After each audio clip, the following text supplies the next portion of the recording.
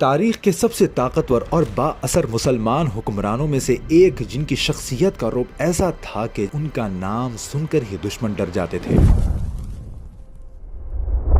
وہ تھے حضرت عمر بن الخطاب رضی اللہ عنہ،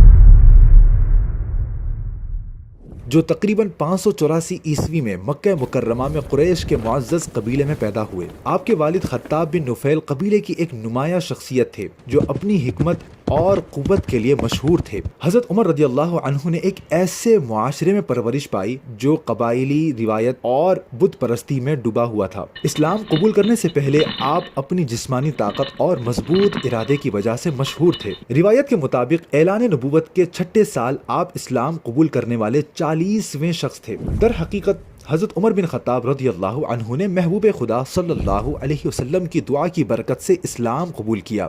616 عیسوی میں حضرت عمر رضی اللہ عنہ کا اسلام قبول کرنا مسلمانوں کے لیے ایک انتہائی اہم موڑ تھا۔ اسلام قبول کرنے کے بعد آپ کی زندگی نے بھی ایک نیا اور انقلابی موڑ لیا۔ آپ نے نبی کریم صلی اللہ علیہ وسلم کے ساتھ اپنی وفاداری کا اعلان کھلے عام کیا، جس سے مسلمانوں کا حوصلہ اور طاقت اور بھی بڑھ گئی۔ آپ کے اسلام قبول کرنے سے مسلمانوں کو بہت خوشی ہوئی اور انہیں اتنی بڑی حمایت حاصل ہوئی کہ نبی کریم صلی اللہ علیہ وسلم نے مسلمانوں کے ساتھ مسجد حرام میں کھلے عام جماعت کے ساتھ نماز ادا فرمائی۔ اس وقت یہ عام بات نہیں تھی کیونکہ ہر جگہ اسلام کے دشمن موجود تھے، لیکن حضرت عمر رضی اللہ عنہ ایک عظیم بہادر سپاہی کی حیثیت سے نبی کریم صلی اللہ علیہ وسلم کے ساتھ ہمیشہ کھڑے رہے۔ آپ رضی اللہ عنہ نبی کریم صلی اللہ علیہ وسلم کے قریبی صحابہ میں شامل ہو گئے اور آپ کی حکمت اور شجاعت نے آپ کو معاشرے میں ایک مرکزی مقام دیا، جہاں آپ انصاف کے نگہبان اور بھروسے مند مشیر تھے۔ پہلے خلیفہ امیر المؤمنین سیدنا صدیق اکبر رضی اللہ تعالی عنہ نے اپنے بعد سیدنا فاروق اعظم رضی اللہ عنہ کو خلیفہ مقرر فرمایا۔ 634 عیسوی میں پہلے خلیفہ حضرت ابوبکر صدیق رضی اللہ عنہ کے انتقال کے بعد حضرت عمر رضی اللہ عنہ خلافت پر فائز ہوئے۔ حضرت عمر رضی اللہ عنہ نے ایک معزز انتظامی نظام قائم کیا، مختلف علاقوں کے لیے گورنر مقرر کیے اور ریاست کو انتظامی حصوں میں تقسیم کیا۔ آپ کی قیادت انصاف اور جواب دہی پر مبنی تھی، جہاں ہر شہری کے حقوق کا خیال رکھا جاتا تھا، چاہے اس کا مذہب یا سماجی رتبہ کچھ بھی ہو۔ آپ کے دور میں اسلامی ریاست بہت تیزی سے پھیلی اور فارس، شام اور مصر تک فتح ہوئی۔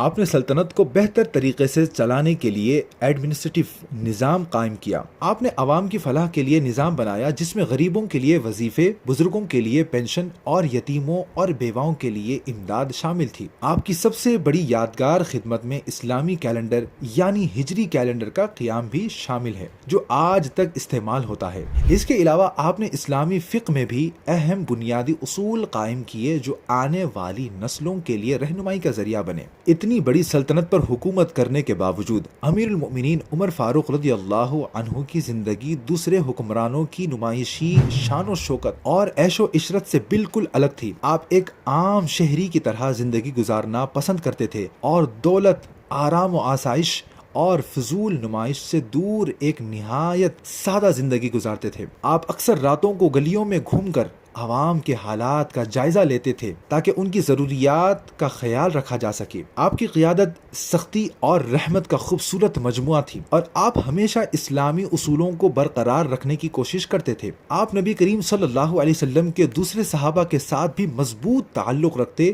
اور حکومتی معاملات میں ان سے مشورہ فرماتے۔ آپ نے خلافت کی تمام ذمہ داریاں انتہائی خوبصورتی سے نبھائی اور محبوب خدا صلی اللہ علیہ وسلم کے لائق جانشین ثابت ہوئے۔ حضرت عمر رضی اللہ عنہ 644 عیسوی میں شہید ہوئے۔ وقت شہادت آپ کی عمر مبارک 63 سال تھی۔ آپ کا ورثہ اسلامی حکومت، انصاف اور معاشرے کے لیے بے مثال خدمت کی وجہ سے آج بھی یاد کیا جاتا ہے۔ آپ کے قائم کردہ اصول آج بھی دنیا بھر کے مسلمانوں کے لیے رہنمائی کا ذریعہ ہیں۔